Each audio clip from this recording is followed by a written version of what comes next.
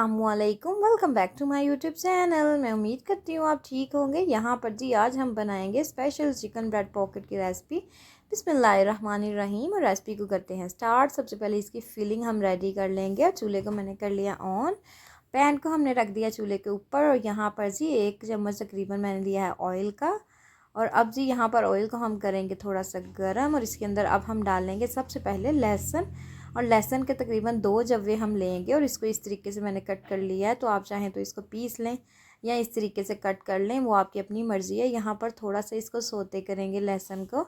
अब यहाँ पर जी मैंने तकरीबन 500 ग्राम ले लिया है बोनलेस चिकन। उसको क्यूब्स की शेप में मैंने कट कर लिया था।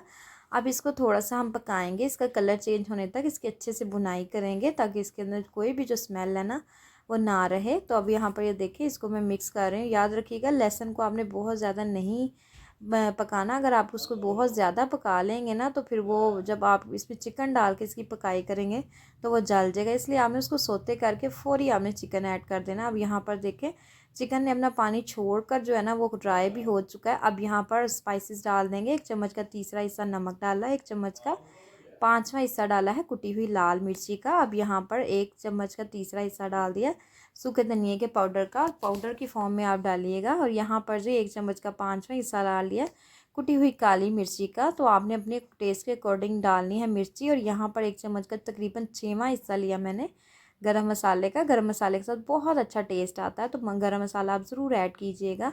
अब यहाँ पर इसको मिक्स कर देंगे जो हमने स्पाइसेस ऐड किए हैं। तो देखें, मैंने सारे स्पाइसेस ऐड किए हैं, लेकिन थोड़े थोड़े ऐड किए हैं।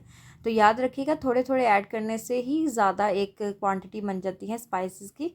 तो इसलिए मैंने थोड़े थोड़े ऐड किए हैं। अब यहाँ पर 1 चम्मच मैंने भर के डाल दिया तकरीबन सोया सॉस का। 1 चम्मच ही डाला है हॉट सॉस का। तो आप मेजर करके डाल लीजिएगा। तो मैं मेजरिंग के बगैर ही डाल लेती हूँ।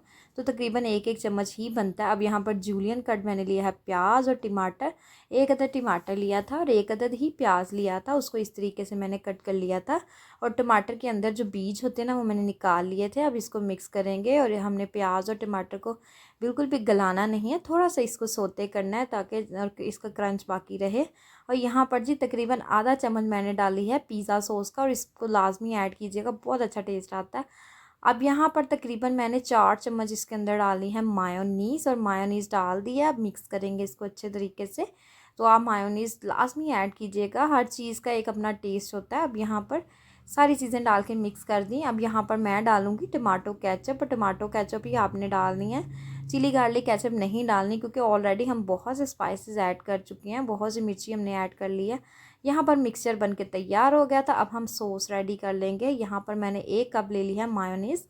और आपने भी 1 कप ही मायोनीज़ लेनी है, मैयर करके आप ले लीजिएगा। मैंने तकरीबन यहाँ पर अब 1 कप मैं ले लूँगी टमाटो केचप का। तो आपने भी 1 कप ही टमाटो केचप का लेना है, बिल्कुल मैयर करके।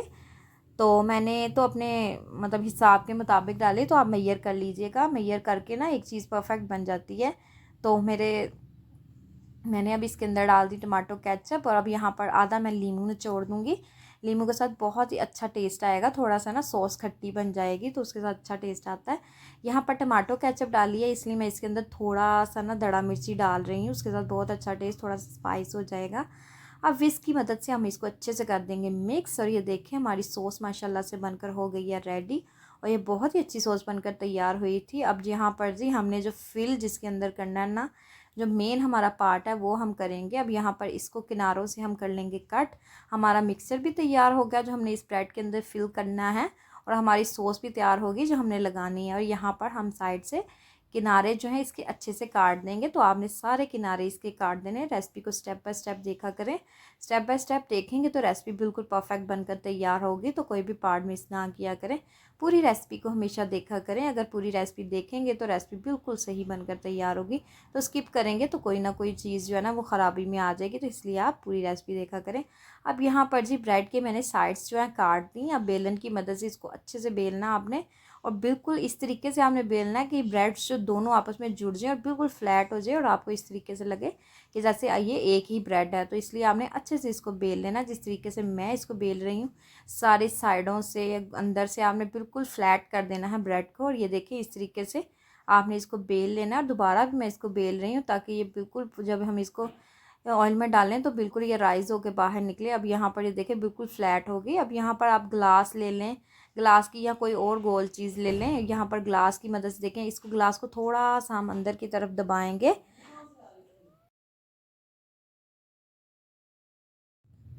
ये देखें ग्लास को अंदर की तरफ से हमने दबाया। अब ये देखें इस तरीके से ये जो है ना ब्रेड आपकी बन जाएगी गोल, बिल्कुल गोल परफेक्ट शेप के अंदर ये ब्रेड निकल के आई है। तो आप इस ग्लास ले लें या सांचे की मदद से आप ले लें, या आपकी अपनी मर्ज़ी। अब यहाँ पर अंडा को मैंने जो है ना अच्छे से फेंट लिया था। अब अंडा इसके ऊपर लगाएंगे। अब हम इसकी कोटिंग कर लेंगे। तो अंडा लगा के साथ ही हम इसके ऊपर ब्रेड क्रम्स लगा देंगे। तो आपने ब्रेड क्रम्स लगा देने हैं। तो ये यहाँ पर ये देखें स्पून आप ले लें। अंडे वाले हाथ बिल्कुल भी आपने नहीं लगाने। अंडे वाले हाथ आप ब्रेड क्रम्स को लगाएंगे तो आपके हाथों को भी चिपक जाएंगे और आपकी ये जो ब्रेड है ना इसके ऊपर भी नहीं लगेंगे अच्छे तरीके से। तो आपने हमेशा चम्मच का इस्तेमाल करना। तो अगर चम्मच का इस्तेमाल नहीं भी करना तो दूसरा जो आपका खुश्क हाथ है उसके साथ आप इस्तेमाल कर लें, उसका इस्तेमाल कर लें।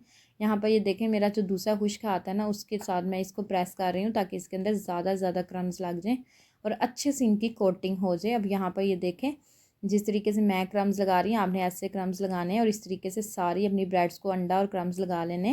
और यहाँ पर मैंने सारे ब्रेड को क्रम्स लगा लिए थे। अब यहाँ पर ये देखें ऑयल मैं इसके अंदर डाल रही हूँ।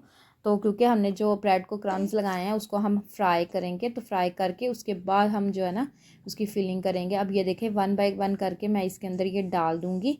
तो ऑयल माशाल्लाह से हमारा गर्म हो चुका है। अब ये देखें एक एक करके हम इसके अंदर डालेंगे और इस तरीके से आपने भी इसको ब्रेड्स को अंदर डाल देना है। और ये देखना ये राइज़ हो जाएगी आहिस्ता आहिस्ता से ना राइज़ हो जाएगी।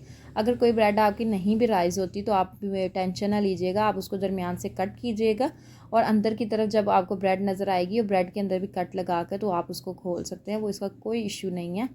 तो राइज़ होना कोई ज़रूरी बात नहीं है, लेकिन राइज़ होने से ये होता है कि आप जो है ना उसको कट करते हैं और अंदर से फ़ौरी आप उसकी फिलिंग कर लेते हैं। अब ये देखें इसकी साइड्स मैं चेंज कर रही हूँ तो अब आहिस्ता आहिस्ता ये फूलना स्टार्ट हो जाएंगी।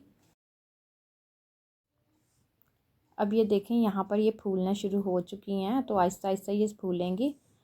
तो ज़रूरी नहीं है कि ये फूलें सारी, तो अगर नहीं भी आपकी फूलती तो मैंने आपको स्टेप बताया ना, आप उस तरीके से इसको कट करके तो अंदर से फिर इसको कट कर सकते हैं, तो इजीली आप इसकी फिलिंग कर सकते हैं। और ये देखें यहाँ पर माशाल्लाह से हमारी जो ब्रेड है वो फूल चुकी है। तो आपने इस तरीके से इसको फ्राई करना है तो ये फूलेंगे। और याद रखिएगा फ्लेम हमेशा आपने हल्का रखना है, हाई फ्लेम पे आपने इनको फ्राई नहीं करना, लाइट फ्लेम पर ही आपने इनको फ्राई करना है। जितना लाइट फ्लेम रखेंगे उतनी जल्दी ये अच्छे से ना इसका जो क्रंच है ना ऊपर जो हमने क्रम्स लगाए हैं वो आएगा। और जब आपने इनको निकालना है ना बाहर तो तब आप हाई फ्लेम कर दीजिएगा ताकि ये जो ऑयल है ना वो सारा इसके अंदर से निकल जाए। अब हम इसको निकाल लेंगे और वो जो एक हमारी जो ब्रेड राइस नहीं हुई वो वेस्ट नहीं करेंगे, हम इसको हम यूज़ कर लेंगे। अब यहाँ पर हमारी सारी ब्रेड्स जो है ना वो फ्राई हमने माशाल्लाह से कर ली और बहुत अच्छे से फ्राई हो चुकी हैं और देखें कितनी क्रंची लग रही हैं बाहर से। तो ऐसे ही ये क्रंची बनकर तैयार हुई थी और बहुत ही अच्छी बनकर तैयार हुई थी। तो अब जी 2 मैंने निकाल ली हैं ब्रेड्स, अब ये भी ब्रेड्स निकाल लेंगे और सारी ब्रेड्स हमारी माशाल्लाह से फ्राई हो चुकी हैं।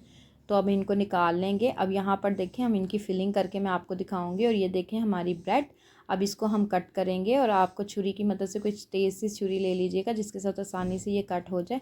तो आप इस तरीके से इसको कट कर लीजिएगा। सीज़र से भी आप इसको कट कर सकते हैं, नाइफ़ के साथ भी कट कर सकते हैं, वो आपकी अपनी मर्ज़ी है। ये देखें ये जो राइस हुई है ना ये अब अंदर से देखें ये इस तरीके से है। अब यहाँ पर जो सॉस हमने माशाल्लाह से तैयार की थी ना वो बहुत ही अच्छी सॉस बनकर तैयार हुई थी। अब वही सॉस हम इसके अंदर लगा देंगे। तो आपने इस तरीके से स्पून की मदद से इसके अंदर आपने सॉस लगा देनी है। और ये देखिए मैंने सॉस लगा दी। अब यहाँ पर आपने सलाद पत्ता लेना और सलाद पत्ता जो है मैंने अच्छे तरीके से यहाँ पर सेट कर लिया है। और अब यहाँ पर जो हमने चिकन की फिलिंग तैयार की थी ना वो इसके अंदर हम रख देंगे। और ये देखिए चिकन की फिलिंग मैंने इसके अंदर रख दी है। तो इस तरीके से आपने ना कम या ना ज़्यादा बस मुनासिब मकदार में आपने चिकन की फिलिंग रख देनी है। और यहाँ पर ये देखें माशाल्लाह से हमारी चिकन ब्रेड पॉकेट तैयार हो चुकी है और ये बहुत ही अच्छी बनकर तैयार हुई थी, बहुत मज़े की थी। तो अगर आपको मेरी सारी रेसिपीज़ अच्छी लगती हैं तो इनको ज़्यादा से ज़्यादा लाइक करें, सब्सक्राइब किया करें और शेयर किया करें।